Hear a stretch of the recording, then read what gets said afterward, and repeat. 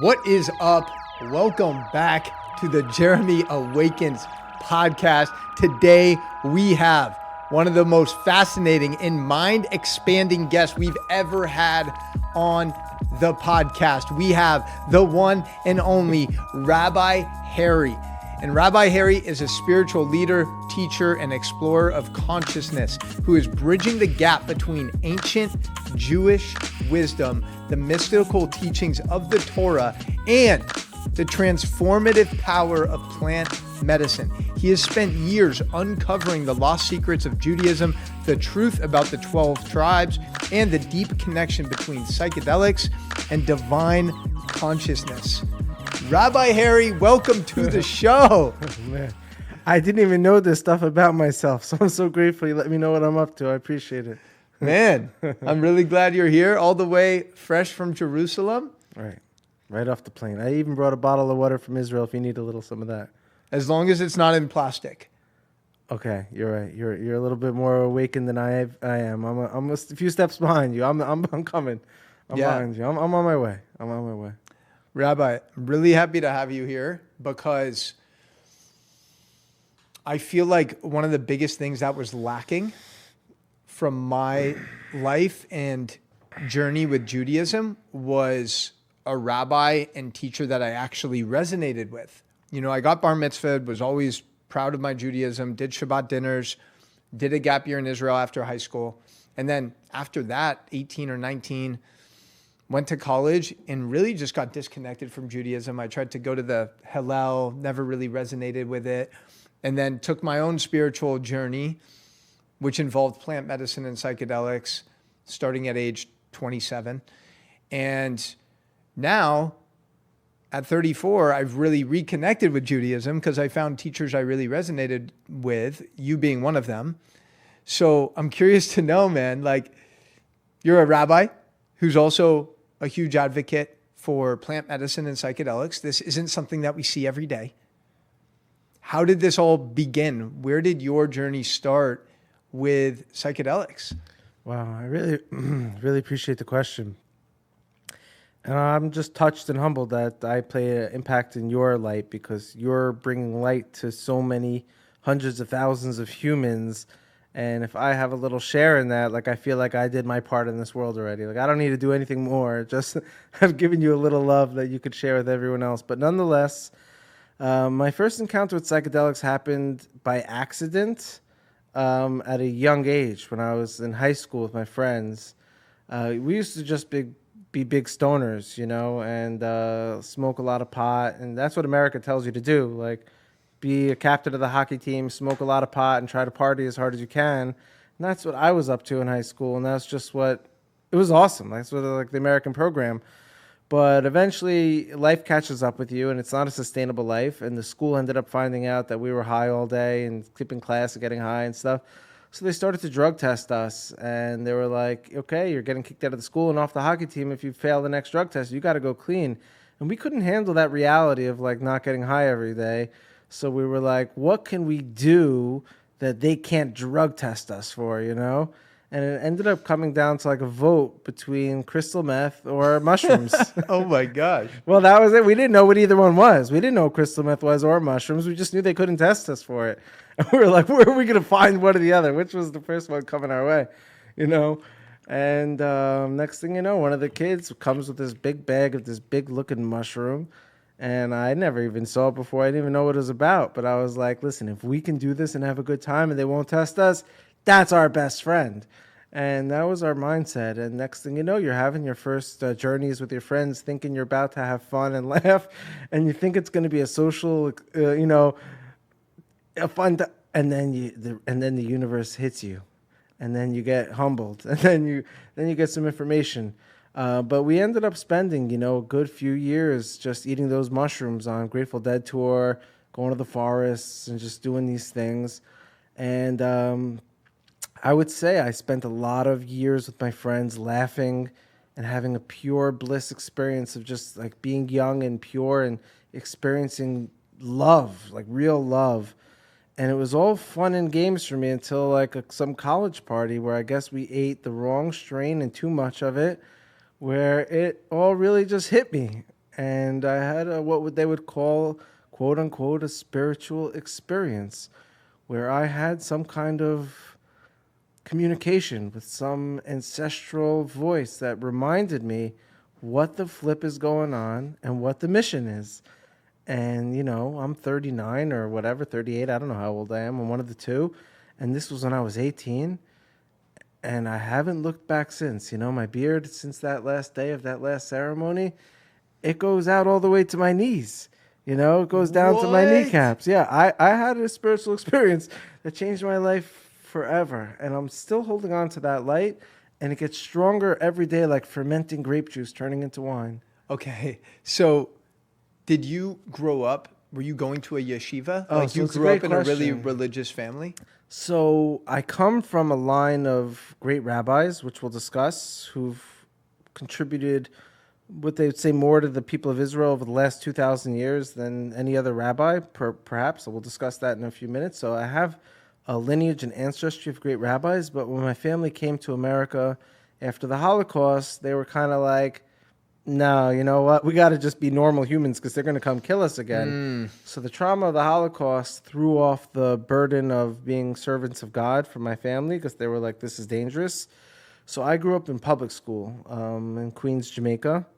And it wasn't until I was about 13 where my dad, I said something about yeshiva once because my neighbors were religious Jews and they had their tzitzit, the fringes. I just thought they were poor. They were with like raggedy underwear hanging out. I didn't know what those strings were. And I mentioned something to my dad and he's like, what? And he looked into it and he read a book or two. And then when I was 13, he's like, we're switching you to yeshiva. We're switching you to Jewish school. And I was like, oh, I don't know about that. I'm playing handball with my friends at 2:00 after school. I got my Chinese girlfriend for hanging out. Like it's not going to work for me. You were into the Asian girls? I mean, they weren't into me, but I asked a few on some dates that didn't get accepted. But I realized retroactively God was protecting me from getting sucked into love narratives a little bit too early. That wasn't appropriate. So I was potentially into it, but they were not into me. I was the class clown, but you get humbled. So my father ended up switching me and my whole family to like the Orthodox yeshiva lifestyle when I was 13. So I had like a lot of tutors to learn Hebrew and understand it and catch up. And it was really embarrassing. Like when I was in 6th grade in yeshiva, I had to be in the 4th grade class for half the day to learn Hebrew. And kids thought I was just like slow, but I wasn't. I just didn't know Hebrew. So it was a lot of suffering for me on my end. But I had really good friends that like balanced it out in the yeshiva world. Yeah. That like I made friends with. That was kind of cool. But it wasn't until I was that time in college, like I don't know, I was 18 or 19, where I had that super PE experience, high dose, where that's the first Shabbat I kept in my life and never broke it since. Wow. So I already had like known, and I just remember being so grateful, being like, I can't believe I know the alphabet. I can't believe I know an ancient language that Moses revealed. Like, how is it already in my brain? I'm so thankful for my dad for throwing it down my throat. Like, I'm debriefed. I know about this. So it sounds like the mushrooms helped deepen your connection to God. I would say that's an understatement. Okay, this is really interesting. I think it's so important to talk about this because that's also what happened for me. Like I was so disconnected from Judaism, and then about 18 months ago on a full moon, I decided to take a small dose of mushrooms and lock myself in my apartment. I took a hot bath, and I was just going through a lot of challenges at the time, feeling like there was some empty void inside of me, and I just wasn't feeling whole. And during that experience, God came straight into my face and said, bro, you forgot all about me. You're trying to do all of this stuff by yourself, but I'm here to support you and help guide you. And that experience just helped awaken me. And I was like, oh, wow, what would it feel like to actually have a deep connection to the Creator? And then I went to a Shabbat dinner at Chabad, and I just felt so much love. And that was the spark that helped reconnect me to Judaism. And then October 7th happened a month later. And then obviously that deepened my connection even more. But it's cool that we have that common thread. Yeah, we could have just been regular Americans enjoying the American dream, when we cashed out. We're like, there's something bigger than this. Yeah. And well, I think that's also something that a lot of people get triggered by religion because oftentimes if you grow up in a really religious household, whether it's Catholic, Jewish, Muslim, whatever it is, there's so many constraints and restrictions. So naturally, when you get older, whether it's your teenage years, your early 20s, you want to break out of that because you've been held back. And you oftentimes have this cynical view of religion, right? And what I think is beautiful with my path and with your path is like psychedelics actually helped us embrace religion more and actually create our own rule book for it, rather than kind of just going off societal norms and narratives. Yeah, I mean, to a degree that the people are seeing the Torah and its commandments as restrictive and boundaries, it's like I hear where they're coming from, but it's also like saying the electric fence stopping me from the pit of lava is too restrictive for me. And it's like, hey, time out. That electric fence could be serving you, even though it's a restriction and a boundary. Like, we have to understand what it's about. And then secondly, I totally understood that all these religious people were grown up by people who've experienced around 2,000 years of rape and trauma. And I'm like, wow, that's got to epigenetically be messing with everyone. All that trauma from running from country to country and being poor and being raped and people dying and killed. I'm like, this is not fun. This is not. And me and you are coming from like Mario Brothers and Nintendo and WWF and like American like 1990s fun. And we had a clean slate. We didn't have that religious trauma of like, you do this no matter what. And you don't get to understand why. And like, and I understand why they had to do that, because they were like, we're on a mission for thousands of years. We can't drop the mission, even though you're trying to rape me and kill me. And me and you were just coming from a place of like total love and fun. So it's our job almost to remind everyone's like, hey, it's been tough for the last 2,000 years, but guess what? You could release that pain and release that trauma. And once you do, you will see the gold that you've inherited, the treasure called the Torah. It's a precious treasure. Wow. Yeah, that's really powerful. And there's so much ancestral healing that needs to happen, right? I mean, I spent a lot of time in the Hasidic world and the plant medicine world seeing what's going on and taking data, and they're just carrying some heavy Holocaust trauma. Like these guys in Williamsburg, Brooklyn with the side locks, the payas and the hats, they're acting like Hitler to a degree and treating their family like Hitler. They're yelling at each other in Yiddish, German, and they're angry and they're frustrated. And if you don't keep the Torah, you're kicked out of the house and you're punished. Like, I'm like, you guys are acting like the people that oppressed us. And I understand, because that's a psychological designation. Like you got some syndrome and we got to heal that right away. Yeah. And I think that's the same type of energy that turns people off. Oh, yeah. It's like this hierarchy. Oh, you're not religious enough. You're not Jewish enough. You're not observing Shabbat fully. Like you're beneath us. So we have to have compassion on those guys who think that they're above us, because they're living in an illusionary world. Right. Based on a really cool principle of do anything you can to protect this Torah, which I love that they've done it for thousands of years. But I have to remind them, we've made it to safety. We don't need the level of protection that you're talking about. We need love now, not fear. Yeah, and where do you think, by the way, there's also one of the pleasant surprises when I was in Israel this past summer and we had the opportunity to meet and connect.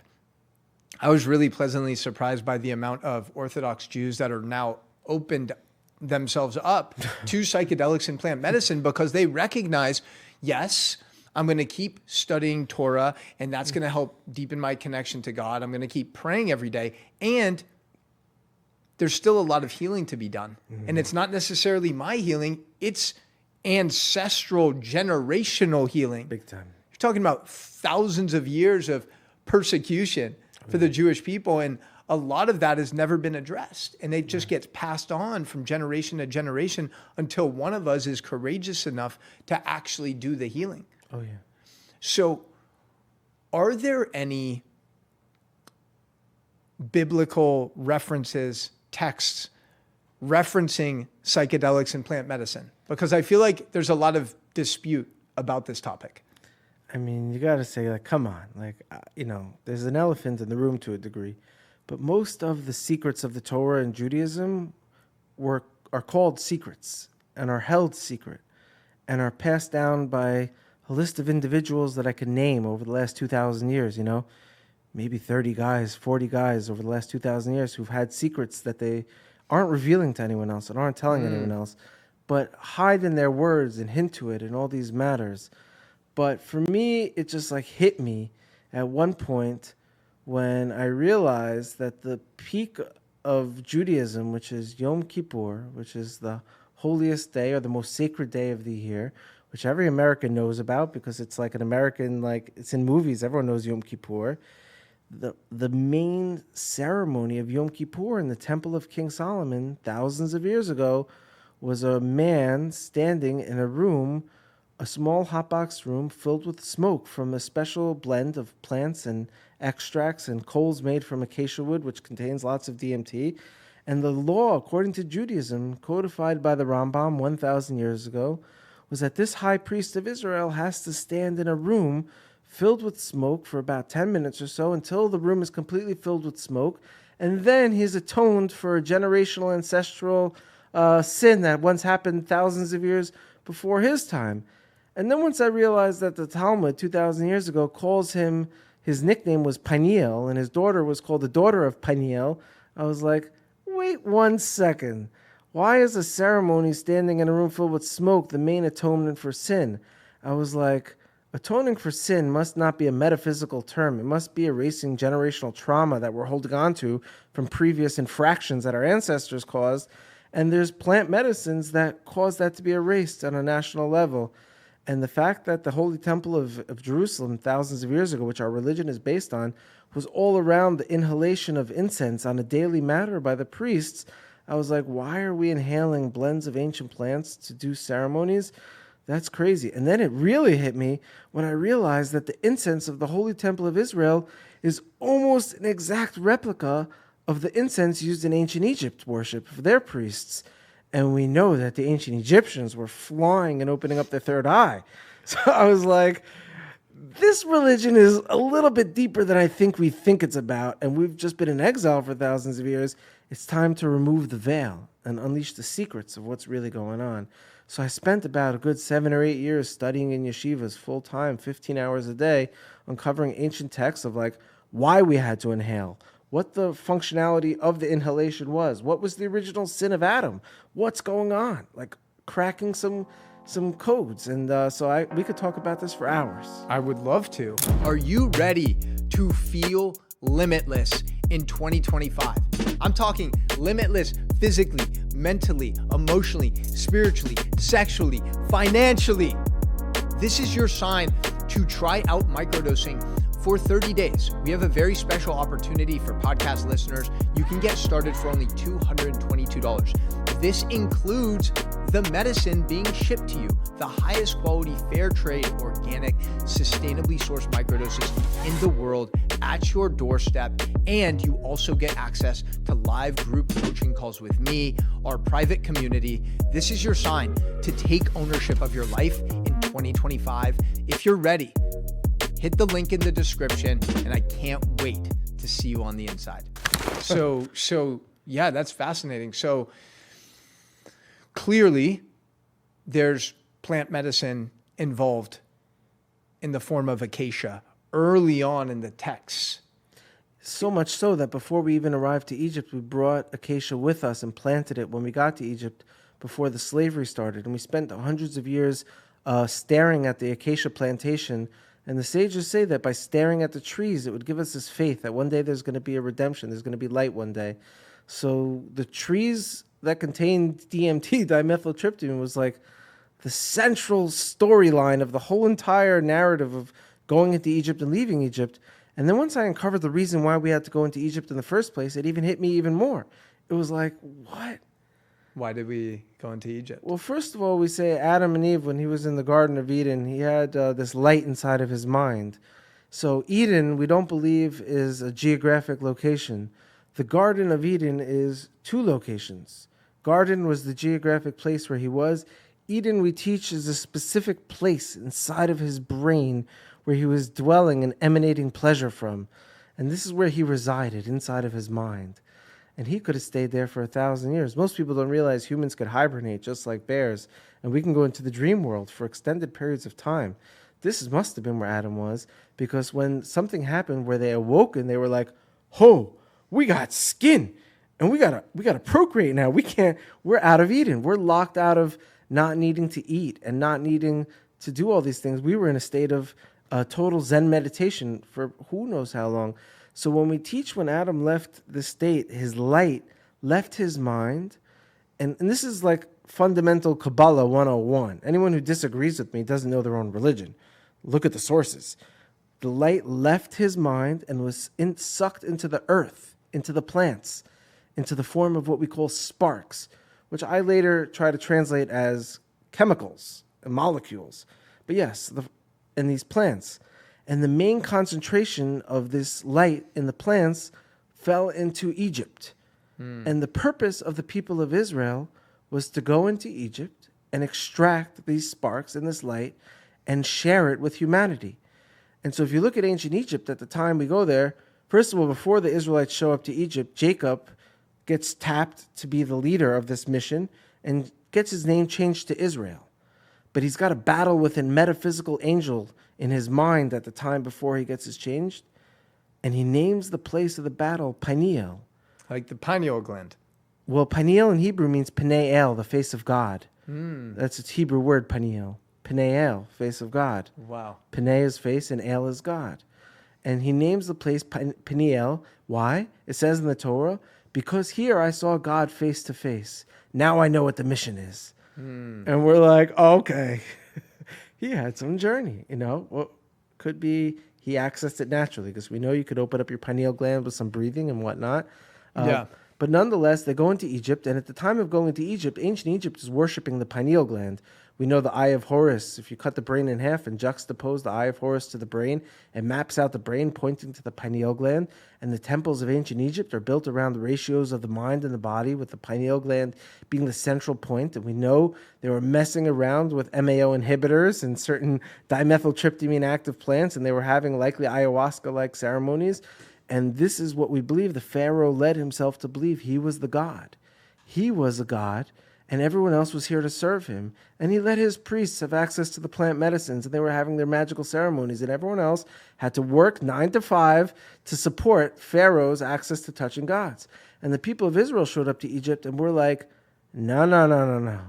You are not a god, and this is not your tool for you to get to God. This is for humanity. And we're here to steal it from you and go to Israel and make a temple to open source plant medicine. That was what was going on. And so the first thing the Israelites do when they leave Egypt, they cut down the acacia tree and they roll out. And they look at Moses in the desert and they're like, yo, Moses, we got all this acacia tree. I don't know if anyone watching ever saw the movie How High. There's a great scene where it's like Method Man and the other guy, or Red, I forgot his name. He's like, one guy's got a blunt and one guy's got the herbs. And one guy's like, yo, you got blunt? And the other guy's like, got herbs? And they're like, yo, we have what we need, and we locked up as a team. So the Israelites look at Moses like, yo, we got acacia tree. What do we do? And Moses was like, oh, I grew up in the house of Pharaoh. I saw what the priests did with this. I know what to do. So the extraction mission literally happened overnight. Like, we went there. We had an undercover Mossad agent called Moses go into the house of Pharaoh, took all the information. Israelites leave. We bring the plants with us. And next thing you know, we spent 40 years preparing ceremony-like activities for a temple in Jerusalem one day, where we will one day open up the pineal gland and remind everyone what's going on. And that, my friend, is the story right in front of our face. I didn't give you any interpretation, my own thoughts. I'm telling you what the Torah and the Kabbalah says. That is wild. Crazy So, stuff. because a lot of people have questions about the pyramids in Egypt. And even things like Machu Picchu in Peru, which I've had the opportunity to visit. It's like, how were these people able to create these structures thousands of years ago? What ancient technologies were they tapped into? Yeah. Plant medicine, their pineal gland, what else? I mean, that's for sure. You're on the money. And obviously, we look at the Great Pyramids of Egypt and the Pyramid of Giza, built with inner chambers lined with quartz crystal, with air tunnels, with tuners vibrating air at a certain frequency. And we know quartz crystal vibrated at a certain frequency today scientifically causes it to secrete electricity. So they were using electricity technology back then. And we also know, based on a study by Johns Hopkins University, that I believe it was Johns Hopkins, that sending certain electromagnetic pulses to the brain stimulates a psychedelic response. So I was like, okay, so the golden helmet that Pharaoh was wearing on his head may not have been bling. It may have been an antenna to receive electromagnetic pulses for him to get to a godly state of consciousness, where once you're there, that's like, can you hear me, universe? And the universe is like, yeah, I hear you. It's like we have a communication device with a higher source of knowledge and information of, I don't know what we're going to call it, the creator of the universe, with his legion of angels and entities that serve him, that can actually communicate to us on a radio-like antenna. We have photovoltaic like light receptors in our pineal gland that could receive communication. Like if I would build a radio, it would share certain technology that our pineal gland has. So something was communicating with humans, right? And so it's obviously a mystery. Were these people getting direct information of what to do from a higher source? I mean, yeah, for sure it happened at one point. But after the flood of Noah, were there a bunch of guys on boats sailing around the world, like spreading the information? Or were they each individually in their own location tapping into this plant knowledge, opening up their portal, and then downloading roadmaps and infrastructure of how to build temples to continue this communication line?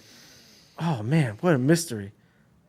That's wild. And it's also interesting because as plant medicine and psychedelics becomes prevalent again, right, and we're returning back to its origins, it almost feels like plant medicine and psychedelics is the only thing that is actually going to create peace in the Middle East, because there's so much ancestral and generational trauma and pain and divisiveness that, at least the way I see it, the way that plant medicine creates this level of commonality and oneness and connection, I feel like it's really the best solution if we do want to create a region of peace.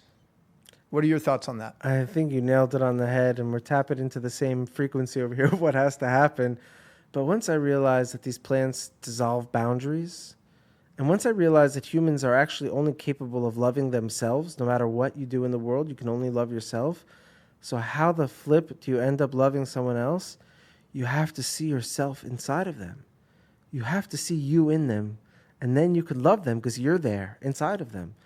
And once I realized psychedelics allows people to see themselves and the humanity and the pure soul, the essence of a person inside someone else, I realized this is the easiest solution in the world.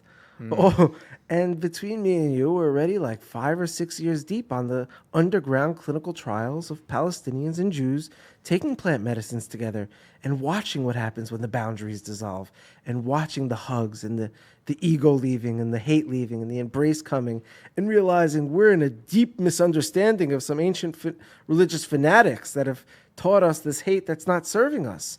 So yeah, this is the only way out, is this plant medicine for sure. What do you think though? Because it's also a very challenging area to navigate, right? Because especially you embody just this free spirit who's tapped into this frequency of love, and that's what plant medicine and psychedelics allow you to tap into.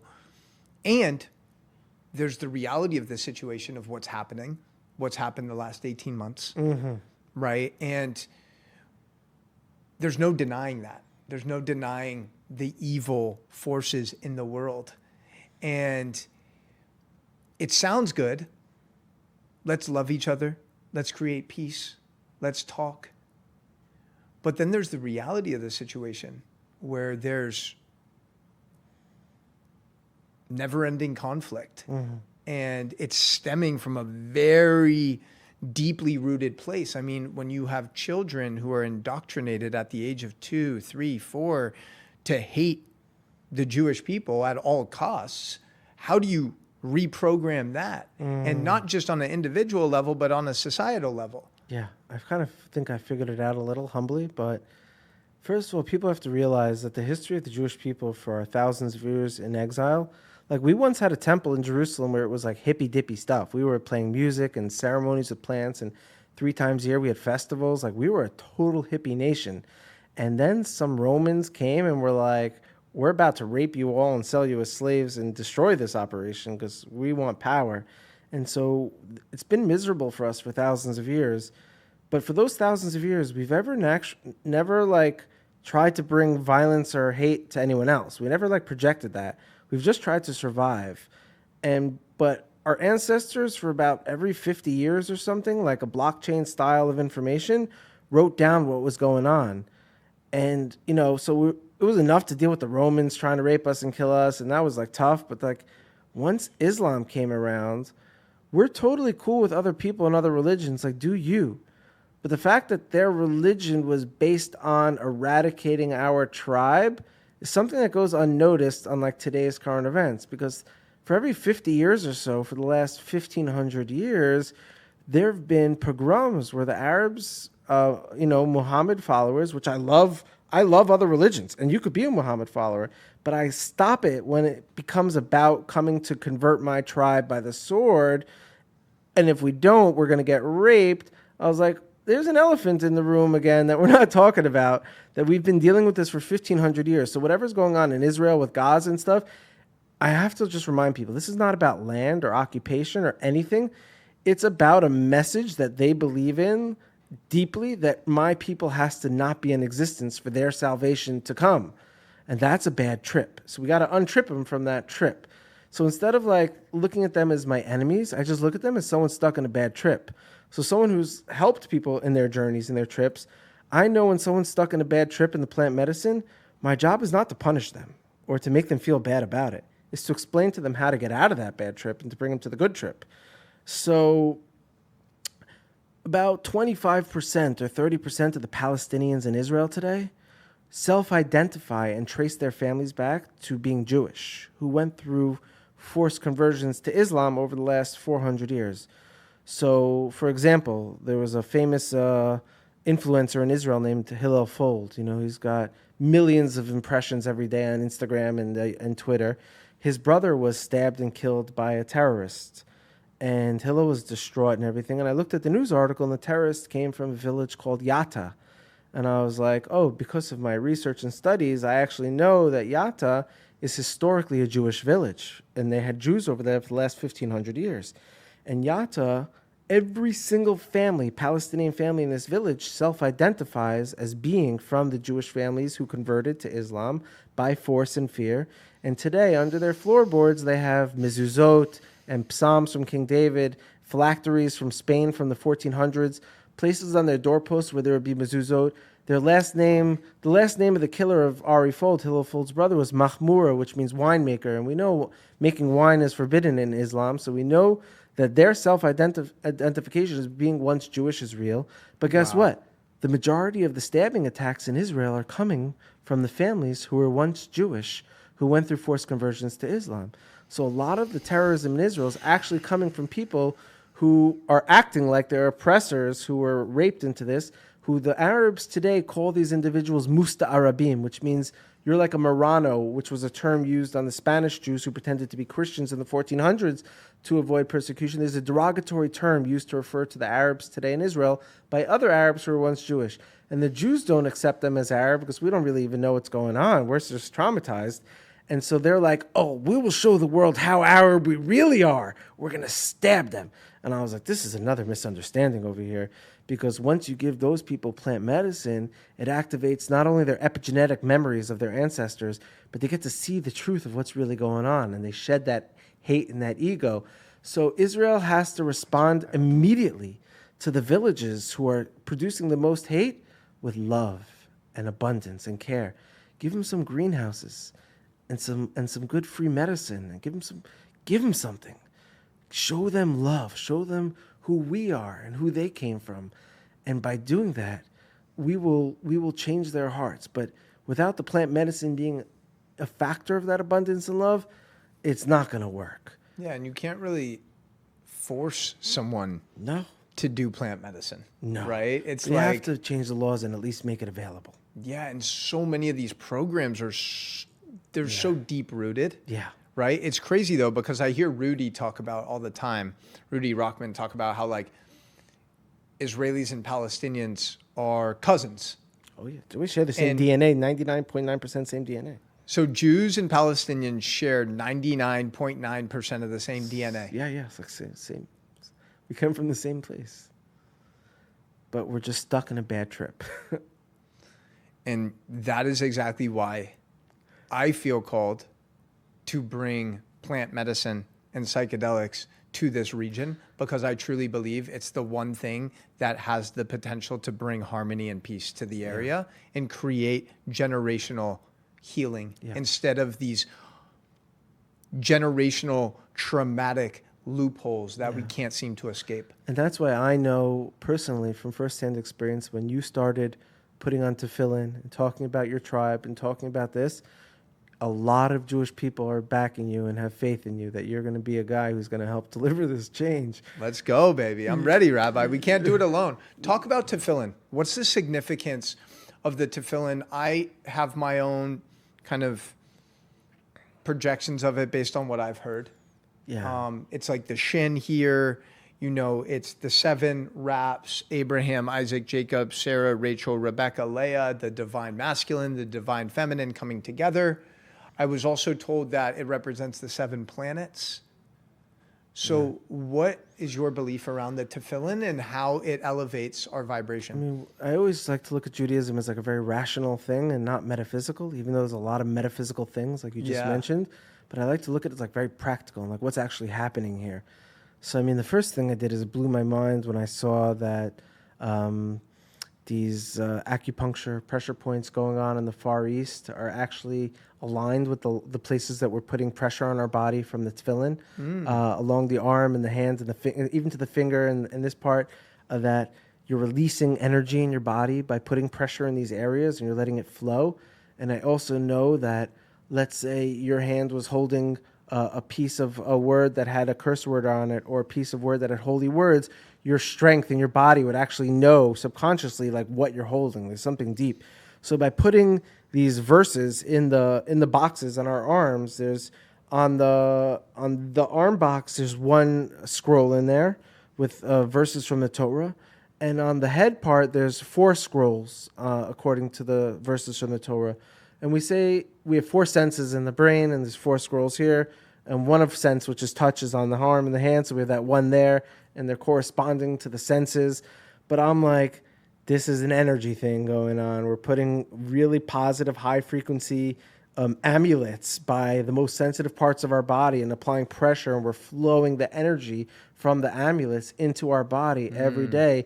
We're doing deep meditations every single day to align, synchronize, and stay aware of the mission. And I don't even think I'm touching on the depth of how deep tefillin are. But I do know for sure, for thousands of years, since Moses, we've been doing it without missing 1 year or 1 day of doing this activity and ceremony. And then there's places that claim to be from the lost tribes of Israel that are doing this ancient acupuncture, like the Shinto tribe in Japan, which is the Yamabushi, which are the priests of the Shinto tribe. 70 million people Googled Yamabushi. These guys are wearing tefillin-looking boxes on their foreheads and blowing these shofar horns and claiming to be an ancient nation that left their homeland due to exile and reestablished the kingdom. And we know the monarchy of Japan is the oldest kingdom in the world, a direct descendant of male kings for 2,600 years, about 150 years after the tribes of Israel left to go towards the Far East. So a lot of my work was also like, wait a minute, let's track the Silk Road 2,600 years ago and see what cultural booms happened and what traditions were picked up from the ancient Israelites who traveled that way. So there's just so much, What exactly are the lost tribes of Israel? Great question, because everyone thinks that like the Jewish people are the sole descendants of the ancient Israelites, but it's not true. So what's the etymology of the word Jew? Where does Jew come from? Like, where does that word even come from? And it comes from the word, even in Germany, they call this Jude, or Yahud, as the Arabs call us Yahud. But where does Yahud or Jude or Jew come from? It comes from the word Yehuda. Who is Yehuda? Yehuda was one of the sons of Israel, one of the sons of Jacob. How many sons did Jacob had? He had 12 sons. 12 sons of Jacob became the 12 tribes of Israel. Another name for Jacob was Israel. So the 12 sons of Jacob became the nation of Israel. 12 sons, 12 tribes. One of those tribes was Judah. 2,700 years ago, there was a civil war in Israel. We had a little beef, and the tribes split up. And Judah and Benjamin stayed on the southern part of Judah, Jerusalem south, basically, and the northern part of Israel was 10 tribes. So it's referred to the 10 tribes of Israel. The Assyrian army, Nebuchadnezzar, comes in and exiles, because the Assyrian army was known for exiling nations and not killing them. So it was much more financially strategic and logical to intimidate a nation, kick them out, or replace them and take their lands. So with the Huns coming and attacking the Assyrians from the Far East, the Assyrians took the Israelites, exiled the 10 tribes, and put them in towards Afghanistan to be a barrier between their empire and the Huns, and they took control of Israel. And for another 200 or so years, the tribe of Judah was actually still in Israel with the temple of King Solomon, the Beit HaMikdash, the Holy Temple, celebrating without the whole nation there. They went missing. So when we say the lost tribes of Israel, we mean to say they came lost from Judah's perspective 2,700 years ago. And we, Jewish people, are the remnants of the Judeans, of just the tribe of Judah, of only one tribe. All the Jewish people are exclusively the remnants of this one tribe. Wow. And so there's a legend and a prophecy that in the future, the tribe of Judah will reunite with those 10 tribes and create an alliance strong enough to retake control of planet Earth, to bring back love and another temple. And we remind Earth that we're all in it together, and everyone is invited to come to our temple for our ceremonies and our healing and our teachings. So do you think these lost tribes will ever be fully activated in terms of being Jews? Like, what does it mean? Like honestly, what does it mean to be a Jew? Right. So I love it. Being a Jew is a hybrid of the personal obligation to get as close to the creator of the universe as possible in your own way, your own connection, while simultaneously taking responsibility that we're living in a good world, that everyone has access to the same thing. So it's like we have access to the divine, but we're also obligated to make sure everyone knows about that, and they too have access to the divine. And becoming a Jew now for the last thousands of years was simply, who are the humans that are going to huddle around this Torah and lock arms and protect it? As like the rugby ball that's got to get to the finish line. It's got to get to the end of days, this Torah. So the Jewish people, whether you're a bloodline from the house of Abraham, Isaac, and Jacob, or you converted, we don't care. Are you committed to protecting this truth to bring it to the finish line? Those are the Jewish people. In the future, the 10 tribes don't become Jewish. And the Jewish people don't necessarily stay Jewish. We all evolve into something totally new, what we'd call the Torah of the Mashiach, the teachings of the Messiah, where a mystical figure is going to come and remind us who we are, and that we don't need to live this exile religion that's preserving a memory of something that once happened. We can do the thing that we once are trying to remember based on this religion, and we'll build that holy temple again, and we're all going to elevate again to be a nation of priests, which is here to serve planet Earth.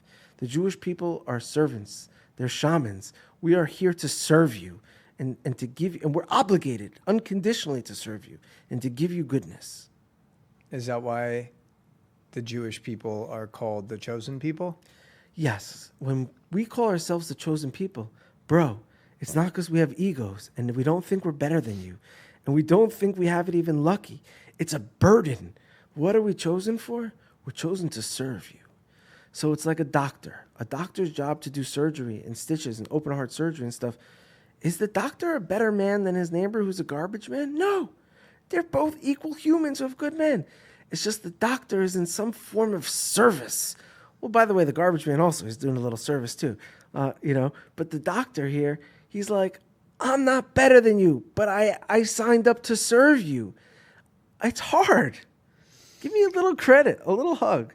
I don't claim to be better or bigger or anything more special. We have the same brain. We have the same soul. You could access the divine connection, Mr. Gentile, just like I can. But the difference between us is I'm here to remind you that. Yeah.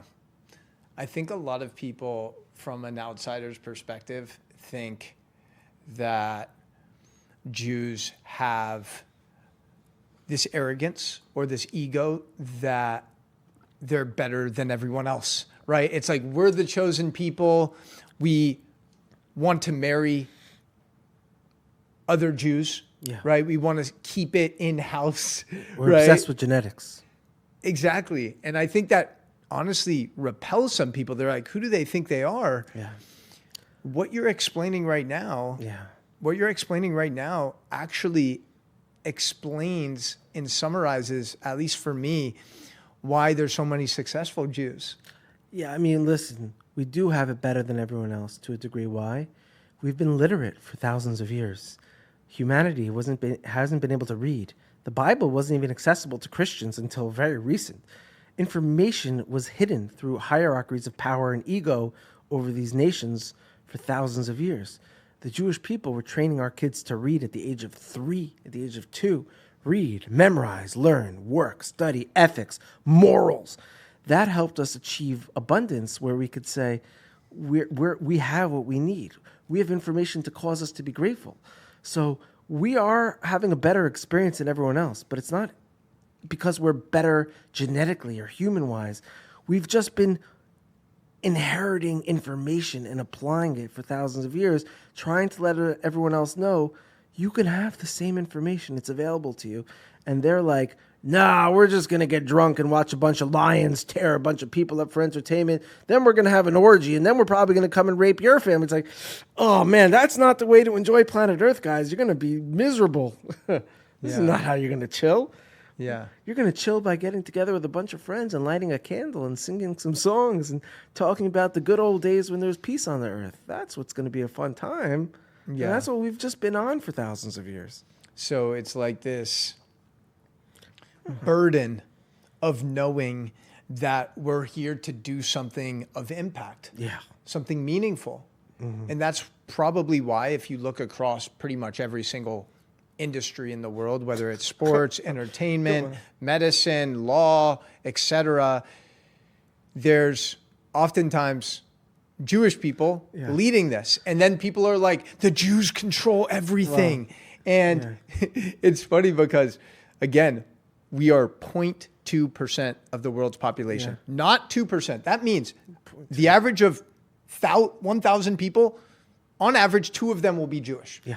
Okay, 0.2%, yet we have 22% of the Nobel Prize winners, over 20% of the world's wealthiest people. And I think a big reason for that is what you were saying, is like, it's kind of wired in our DNA that we are here to serve and elevate humanity and elevate the collective consciousness. Yeah. And we are willing to do whatever it takes in terms of overcoming our obstacles, our traumas, not playing the victim. Right. I would personally be very anti-Semitic if I was not Jewish. If I would look at what's going on and just assess the situation, I would be very scared of the Jewish people. And I would be very cautious to deal with them, and I would think they're very evil and something's going on. Simply because we're a private club where we speak our own language. You're not invited to join us unless you're going to do a lot of things to speak this language and initiate yourself into this club. And anywhere the Jewish people went, we rose to power. You know, when the Spain was in the golden era of Spain, they don't realize that Maimonides, the Rambam, was the consultant to the vizier and to the kings, and we were the doctors to the kings and giving plants to the kings, and we were the mayors and the governor. We ruled anywhere we went until people were like, oh, this is too shady. We got to get rid of them. They're taking too much power.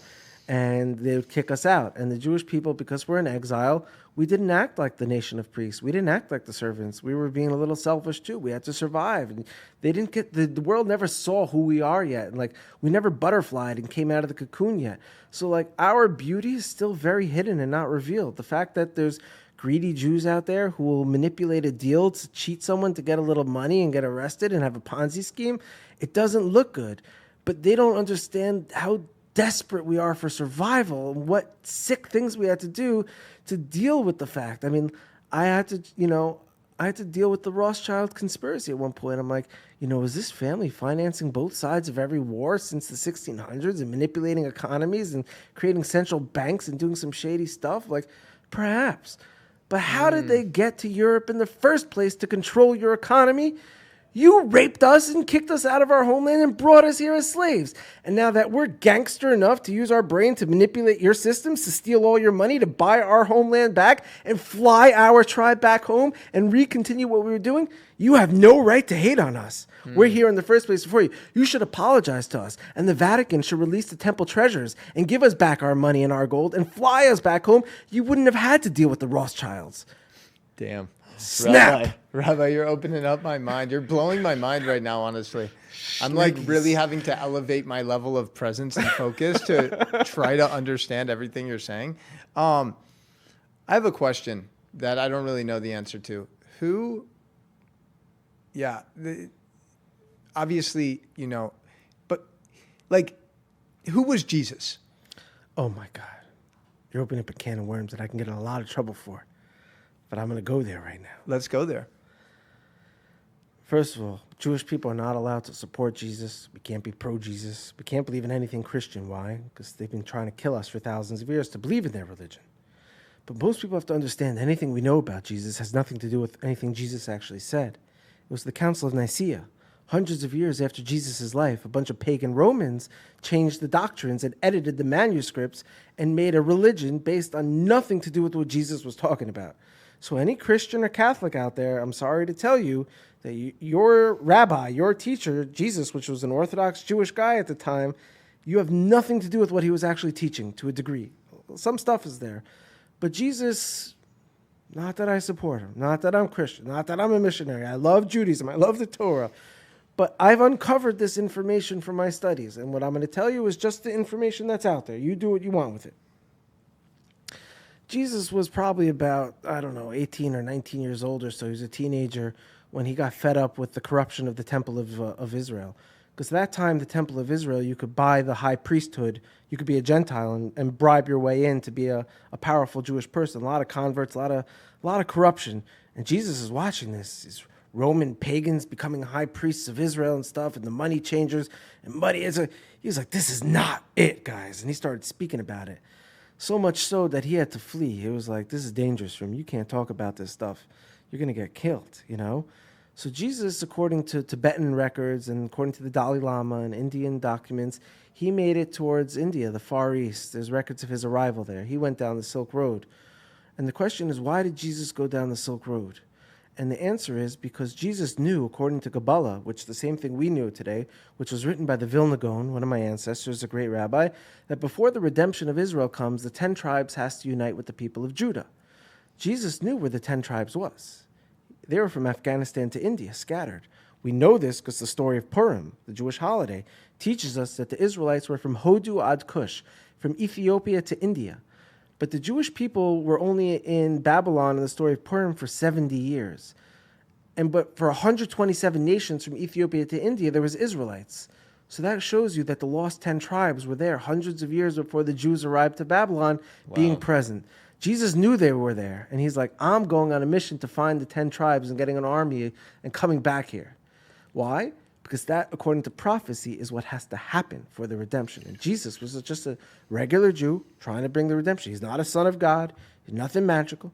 A regular guy like me and you who really wanted to bring the redemption to Israel. So he goes out to look for the 10 tribes. What happens when Jesus gets to India? He learns about plant medicine. He learns about yoga and meditation. And he learns about all these secrets from Abraham that was sent to his kids. It says in the verse, Abraham sent his kids to the Far East with gifts, kids that we don't know about. He sent them to the Far East with gifts. And that's why you look at Hinduism, which was founded the same year Abraham sends his kids to the East with far gifts, talking about Brahmanism and all these principles of Torah and spirituality. Jesus gets there and he downloads all this Abrahamic information, wisdom, enlightenment. He's like, I got to go back to my people. So not only did Jesus recruit an army of nations that were aligned with his mission from the 10 tribes, because they saw he's from the house of David. He's from King David's bloodline. He's coming out there tripping out these 10 tribes, getting plant medicine, getting information. Now he goes back to Jerusalem and he's like, I'm going to preach right now. I'm going to wake everyone up. He's like, guys, the 10 tribes are coming back. The army's here. And I know how to heal you. I'm a healer now. I'm a shaman. And he starts healing people. So Jesus was a shaman. According to Brian Murasaka, who was on Joe Rogan's podcast, the ceremonies of Jesus were 100% based around psychedelic brews that contained fermented ergot, the same chemical in LSD, that the drinks he was giving people, his teas were psychoactive, and he was healing people. This is all making so much sense now. Boom. And then what happens when Jesus starts doing his healing activities, his shamanistic work, and talking about the 10 tribes and uniting the house of Israel and rebuilding a temple? The corrupt Romans at the time were like, shut it down. Yeah. Shut it Because they saw down. people awakening. Yeah. He started getting tens of thousands of followers ready for his movement. Shut it down. Rabbi, it's kind of cool thinking about if Jesus was alive today, he would have tens of millions of followers on social media. Yeah. And he would be just an Orthodox rabbi trying to get everyone to the Torah. it's so crazy. It's really wild when you think about He that. would not be talking about a new religion. Yeah. That's so strange. It's so wild. I think It's a misunderstanding. it's a misunderstanding. Yeah. So are a majority of Christians and Catholics aware that Jesus was indeed Jewish? It didn't even occur to them because they can't fathom. It's just too crazy to understand the storyline. Because what they were taught by the church essentially was Jesus is like, hey, I'm leaving what was and we're making something new. And guess what? In this new thing, there's no such thing as sin.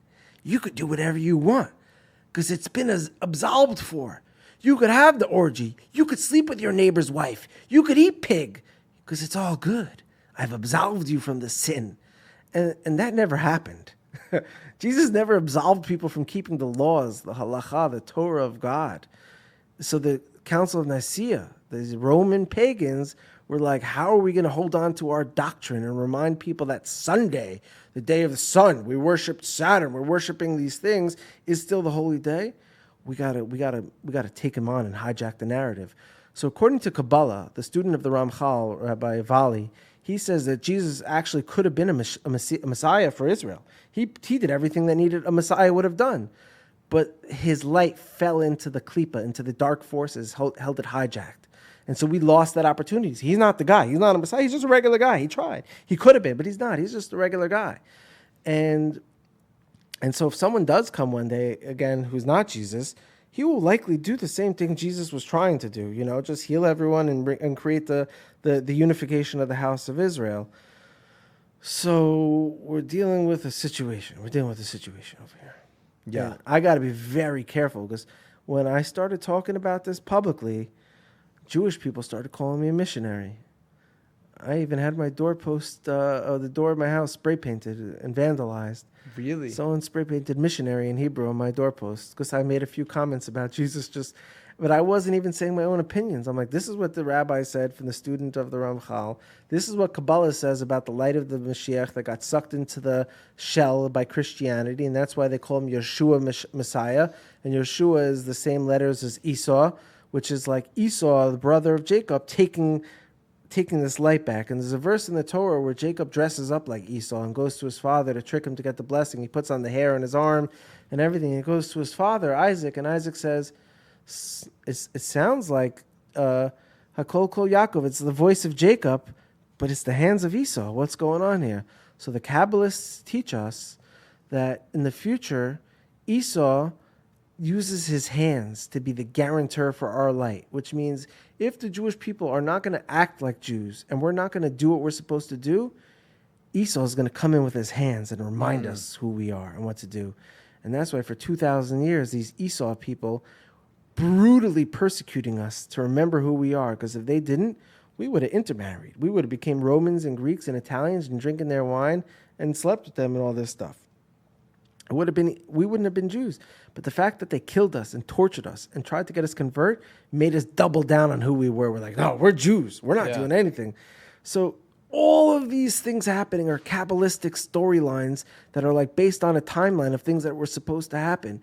And we're so disattached from our own narrative, we look at things that are good as bad and things that are bad as good. We've flipped the script on what's real. Yeah. So my job is to learn what our ancestors wrote and remind people and not put my own opinion or my biased 2 cents in it. Yeah, just speaking facts. That's it. Speaking truth. You can't argue And with people me. get triggered by the truth. They naturally. do. They do. It's okay. I'm not bothered by their triggers because I'm having a good time on planet Earth. That's really, it's something that I want to definitely explore more. When I think about it, one of the biggest differences between Judaism and every other religion, whether it's Islam, Christianity, Mormon, whatever, is those religions are trying very actively to get other people to convert to their religion. And Judaism is like a crazy long, arduous process. If you actually even want to pursue it, it takes a couple years and it's like a real commitment. We will convince you not to do it. If you Exactly. try to convert, we'll be like, you don't want to do this, bro. Yeah. Trust me, you don't want this level of service. You're going to be working and serving. You can get to the same level of heaven as I'm going to go to just by being a regular guy without having to serve. You want to sign up for the service and get to the same place as me? Yeah, that's perfect that you bring that up. What is the whole concept of heaven and hell? Oh, yeah. I want to get there. I just have to finish one thought. Okay. Not only is the whole world trying to convert everyone else to be on their thing with the force of sword and death and torture, whatever, and not only are we trying to convince people not to be us, right? Let me just try to say this, is that Judaism is the only religion in the world that had a mass revelation of God. Meaning, at Mount Sinai, there were 600,000 men and millions of humans who experienced the same experience. And everyone taught their kids what they saw. And if anyone ever said something that they heard from their father that no one else heard, they were kicked out of the Jewish community and their books were burnt and they were exiled. So meaning the blockchain of Bitcoin is so trusted because of the international peer reviews of every transaction that no one could argue with it. The same thing with the Torah. So Christianity and Islam are basically one man in a tent or somewhere by himself said, guess what? God changed his mind. It's a different story. We're like, well, he told us what he wanted in front of everyone. And now you're saying he told you only that it's different? So it doesn't work that way. It's like a parent who leaves on vacation and tells the kids how to act and how to behave, goes away, and then one kid's like, yeah, mom and dad called me and said, no, that's not the rules. And the other kid's like, no. They would have told us. This is too crazy. You can't just change. And especially the Torah says this is an unchangeable document.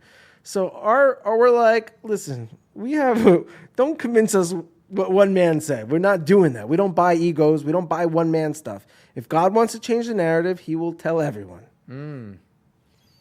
Yeah. And now to your question about heaven and hell, because it's very psychedelic. It's psychedelic, baby. Tell me, Rabbi, like I just, I do want to go to heaven. And I think I'm doing everything in my power to get there. The way that I'm showing up, my mindset for 2025, my business plan for 2025 was literally, how can I show up to every single space with love and with light? Even if it's just interacting with someone for 30 seconds, how can I bring some sort of positive energy to their life?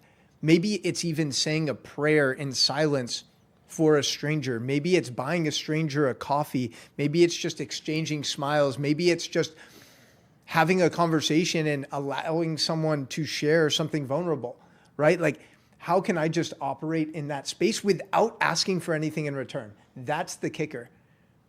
Right? Because I found in past experiences, I thought I was giving from a full place of kindness and altruism, but there still was some sort of expectation I had to receive something in return.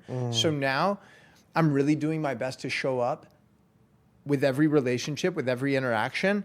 How can I give positivity, love, light, hope, healing to those around me without expecting or asking anything in return? Yeah. First things first, you have to know, if you're filled with light and love, if it's inside of you, no matter what, it's going to ripple off into the other person you're with. So all they need is your presence. Your presence will, by default, spill over onto you, onto them, some love, just by being around you, if you actually are indeed filled with love. And then secondly, the greatest gift you can give someone is realizing that they too are divine, that they have a point of divinity, that they're good. So if you can walk away with someone where they feel they're a good person and there's something good inside of them, you've given them the greatest gift in the entire world. And you can expect something back, but not from them, from the universe. The universe will act accordingly with you. If you light other people up, the universe will light you up. If you bring light to someone else's face, that their face is smiling and glowing, your face will smile and glow. You're good. You don't need anything back from this person, because whatever they can give you back won't equal what you will get back from the universe as far as that love and light that you can enjoy on this planet. Yeah. And that's actually, you've studied a lot of Kabbalah? According to the Kabbalists, you can't study Kabbalah. Kabbalah could only get revealed to you by Elijah the prophet in your own brain through a revelation, a mystical revelation. And you're supposed to be a certain age when you start studying it, right? They say you're supposed to be 40 when you That's start such a Kabbalah. shame, though, because it's such valuable information. The greatest Kabbalists we have were already revealing secrets at the age of 9. You look at the Ramchal, and you even look at today, there's Kabbalists. When they were in the Vilna Gaon, when they were 8 or 9 years old, they were giving sermons to 80-year-olds, 70-year-old men were sitting around them writing, we have a freak, we have a guy who's teaching us the deepest secrets of the Kabbalah, and he's not even bar mitzvahed yet. So you can't learn Kabbalah until you're 40, no. But Kabbalah can get revealed to you way earlier. Yeah. You didn't look for it. It could find you. Yeah, one of the most powerful teachings early on from Kabbalah is just this whole idea of tikkun, right? Your soul's repair. And once you identify what your tikkun is, whether it's anger, jealousy, fear of abandonment, and you heal that tikkun, then you're able to transcend and transmute that pain into purpose and help others on that same journey. And I think it's such a powerful concept because we all come into this world with something to repair, something to fix, something to heal. Otherwise, you wouldn't be here. Exactly. And that thing that we think is our negative is actually our greatest gift, to step into the highest version of ourselves and serve humanity in a positive way. So you're talking very high level 101 Kabbalah right now. Yeah. Very 101, exactly. I'm not these 9-year-olds, Rabbi. I'm just stepping in. Yeah. I'm just stepping in. It's better to be pure and not know, because when you're pure and not know, you get to fly the world with a different set of rules. Once you know, you're held much more accountable for every single word coming out of your mouth. Oh, right what did I misspeak? First of all, you don't misspeak in general. You're a wonderful guy. But Kabbalists don't waste words. Everything is calculated for them. They're like every single detail of reality is calculated. Guys like me and you, we're taking it a little more easy. We're kind of like free. We're just chilling. We're having conversation with this. And we don't get judged according to a level of like service. It's like if a guy is like the highest level undercover spy, he's getting sent on dangerous missions. The guy who's just the guy who's going to give tickets to cars, he's got a much more relaxed job. You're not doing James Bond stuff where your life's in danger, but you're still surfing, you know? Yeah. So the more you know, the more dangerous, the higher stakes are to the game. And you're held to a higher standard. Big time. Yeah. They say that tzaddikim, the righteous, are held to like the fine, thin hair, like a hairline of breath. Like God judges every single action they do to a minute scrutiny. And like guys like me and you, since we don't know yet what there is to know, we can't go wrong in God's eyes to a degree. Like God just loves us like you would love a child who's handicapped. Like if he drops his plate of food on the floor, you're not going to look at him as like he did it on purpose. You're going to feel bad for him. Like he's just, it's like compassion. So our behavior sometimes brings compassion from God, whereas if we would be Kabbalists, it would bring divine wrath. So I'm grateful to not know too much, but You know a lot though, man. Some of the stuff you're sharing is like next level. I have a master teacher that I look at him and I'm like, I will never know a fraction of what this guy knows. Well, what's interesting about doing this spiritual work and being in this human experience is you realize that the more you know, the more you realize you don't know shit. Like there's just infinite amounts of information. Yeah. And that is really humbling. Yeah. Because it keeps you grounded. It's like, yo, I feel pretty confident in my area of expertise, but I also acknowledge and recognize that there's so much stuff that I don't understand. But I'm a sponge. I'm committed to learning and growing and expanding and talking to people like you to just open up new portals for me, I mean, I love learning, and I get very excited about learning new things. So, for example, right before I came here, I was at a meeting, and I was at my friend's house, and he shows me a new synagogue he just built in a garage in his house, and all the books, and I saw a book, and I said, that got published in an English translation, this manuscript? I couldn't believe it. He's like, bro, it's yours, and he gave it to me. And I just felt like I just got the new episode on Netflix that you've been waiting for a whole year to come Right. out. And I'm going to binge this book. I'm going to sit down and I'm going to read it. And it's going to be so, ecstasy ridden for me. You're a big reader. I hate reading, Oh, but I love learning. okay. So I got to do it. So and is then most of your learning done through reading? yeah, you got to read. I mean, I also listen to recordings of rabbis who give lectures. So there's like one rabbi who gave a lecture in the 80s about the secrets of the redemption, the secrets of the Messiah. I listened to that 40 CDs, 40 hours over and over and over, But when you're reading something that was written in the 1700s by a known miracle worker who was a Kabbalist, who the whole world reveres, and you get to see his secrets of the Torah that's just being revealed, for me, I can't tell you the joy that I experienced downloading that. I'm like, you give me a bottle of wine in this book, like, I'm out. I'm gone. Well, it's interesting the way that people are taught to learn, especially in the West, in America, right? We're learning to serve someone else now. They're teaching us what to know to serve someone else's agenda. Well, it's not even, I wish it was that. I feel like it's worse, man. It's like, Oh, it could be. Yeah. Well, no, Half it's not even real. ever since 5, 6 years old, we're stuck in a classroom and we're taught things that aren't really relevant, or they're things that we're not even interested or passionate about.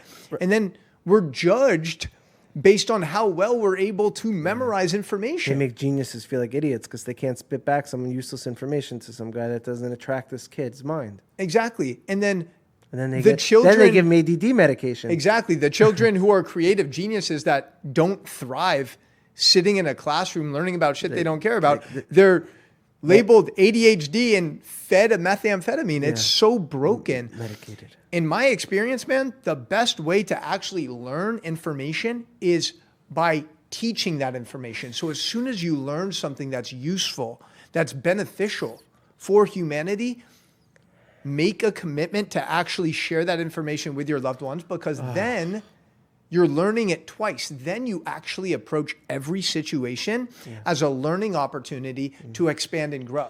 Well, the sages in the Talmud 2,000 years ago said that the teacher learns more from teaching his students than from his own knowledge. Like from teaching his students, he's now learning the thing he thinks he's teaching for the first Exactly. time. So you're like totally in sync with our ancient teachings. Yeah.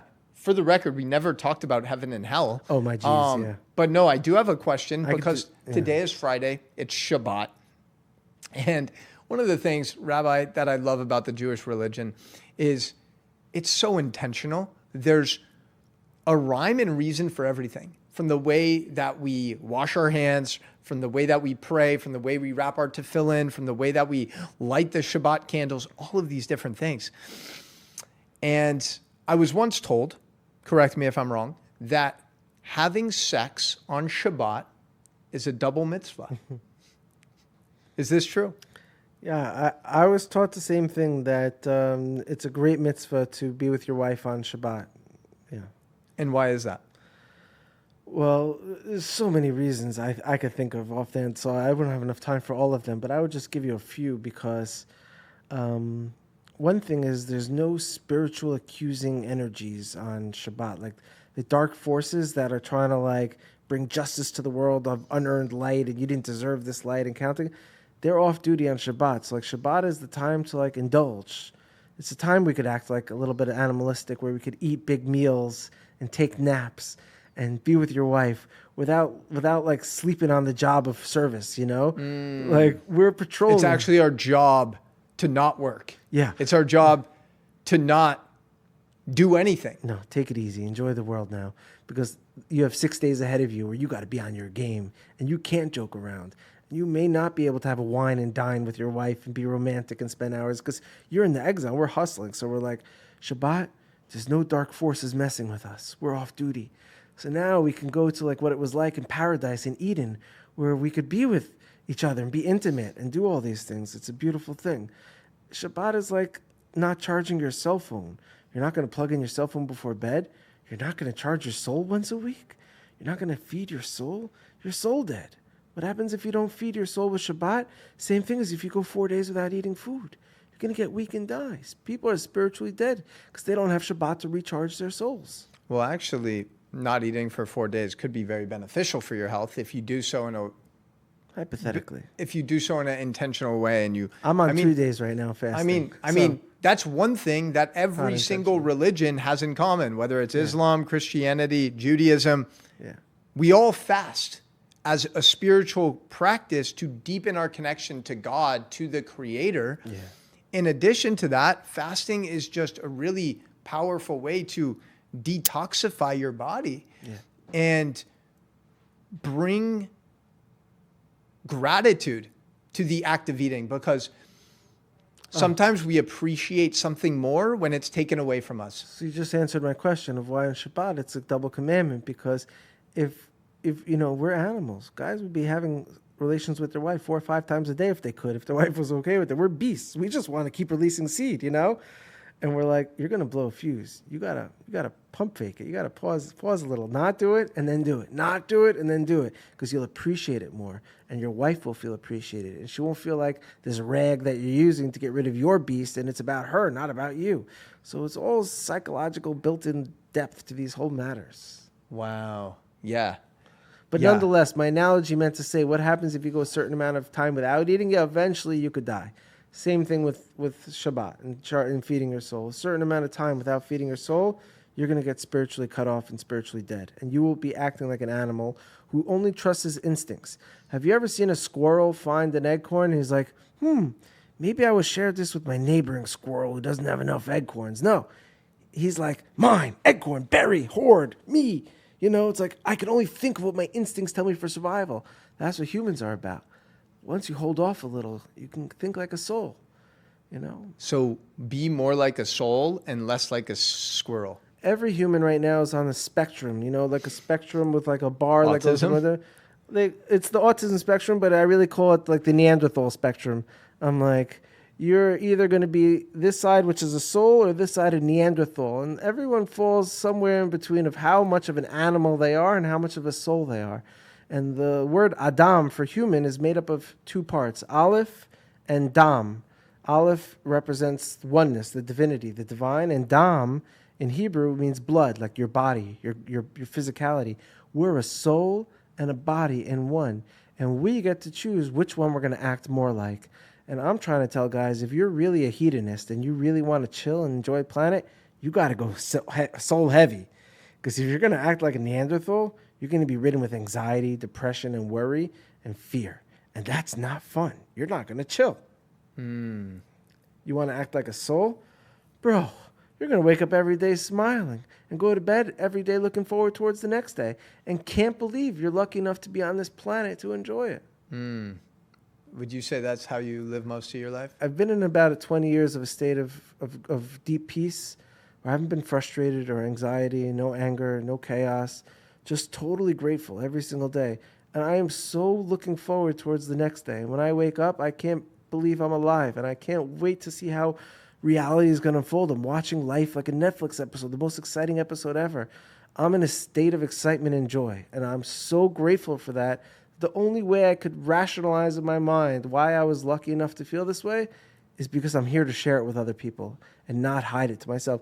Bro, I could move to Ireland right now into a little beach somewhere with my harp and give me some plants and some chills.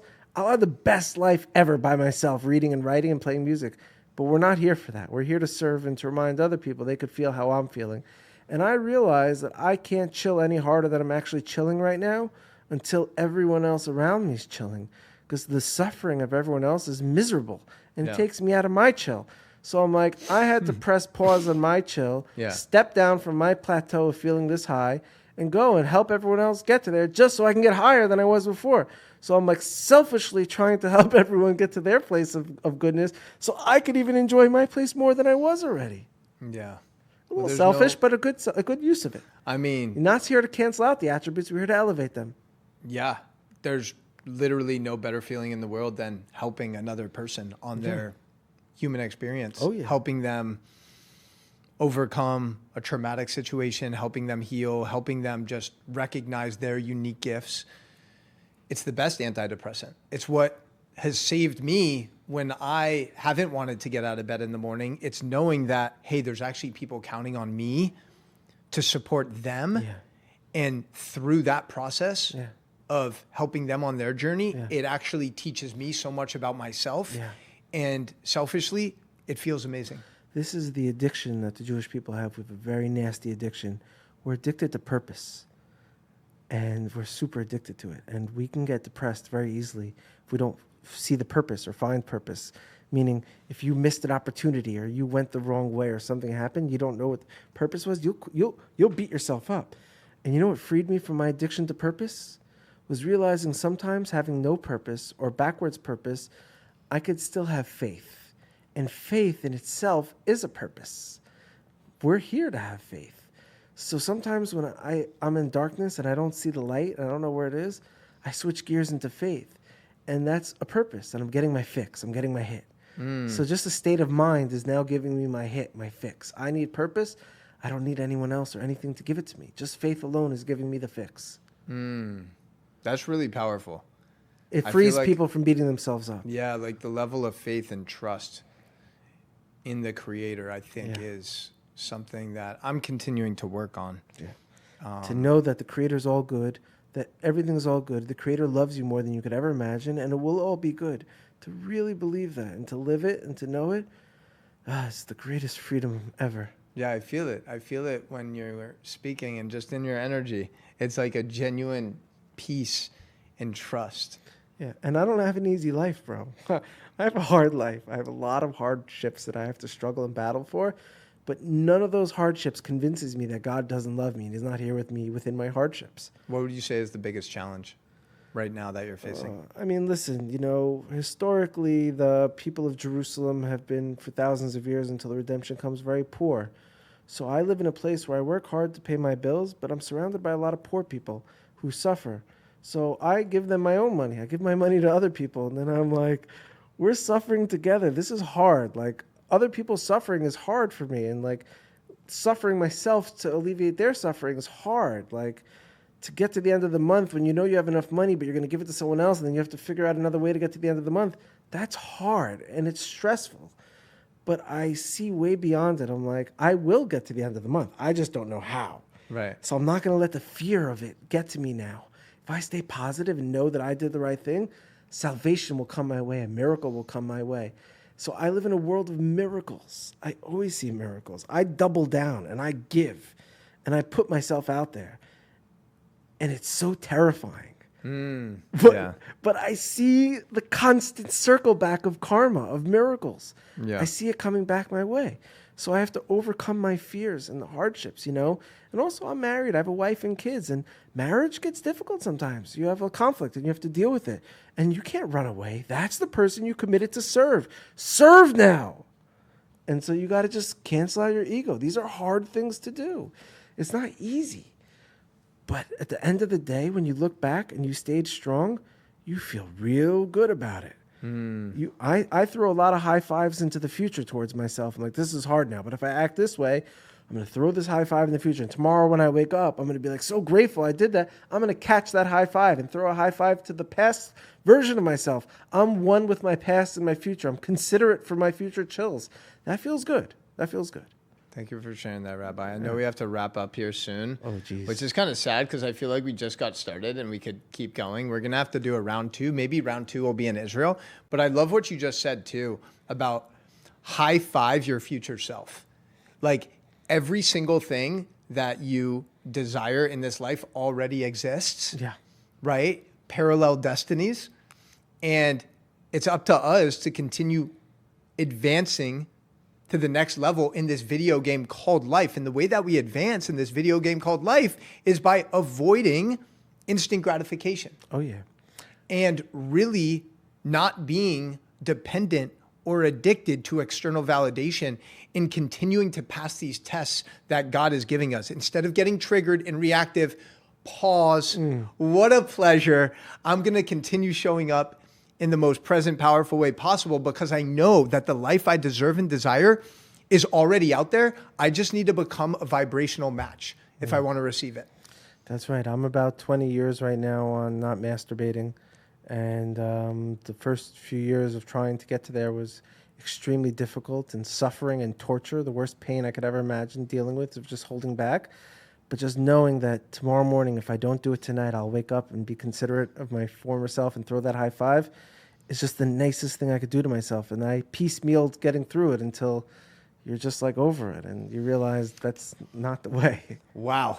Damn. This is such an interesting place to finish. I want to keep going. Rabbi, final words. I fucking love you. I'm really grateful we were able to make this happen on a whim. Final words for the camera, my friend. And where can people connect with you, learn from you, etc.? Appreciate it. I'm Rabbi Harry on Instagram. You could email me or message me. I respond to every single human with full care and attention and love. I don't need anything from you, so it's just a free service of just love. I love you all very much. I love you very much.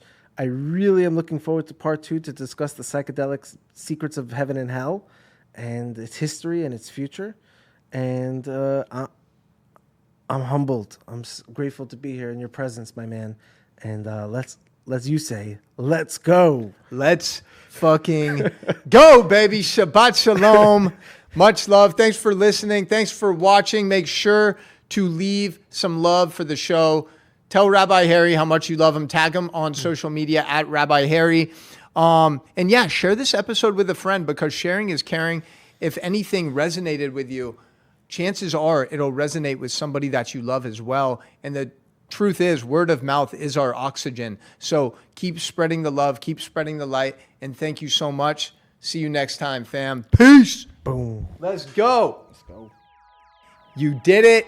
You made it to the end of the show. Thank you so much for your time, your energy, your support in listening to this podcast. And really, my mission here is to deliver the best conversations, the best people, so you can continue elevating and becoming the best version of yourself.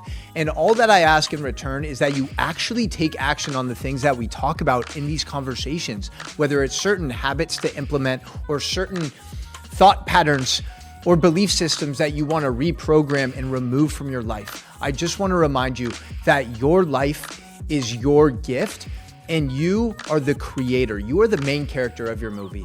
So please, please take action on these things we discuss. And tag me on social media. Tag me on Instagram in your stories at Jeremy Awakens. Let me know what stood out the most to you. Let me know what were some powerful moments for you from this conversation. And finally, if you haven't already done so, it would mean the world if you left a review for the podcast. Word of mouth is our oxygen. This is what allows us to reach more people and impact more lives. Thank you so much, and I can't wait to see you next time.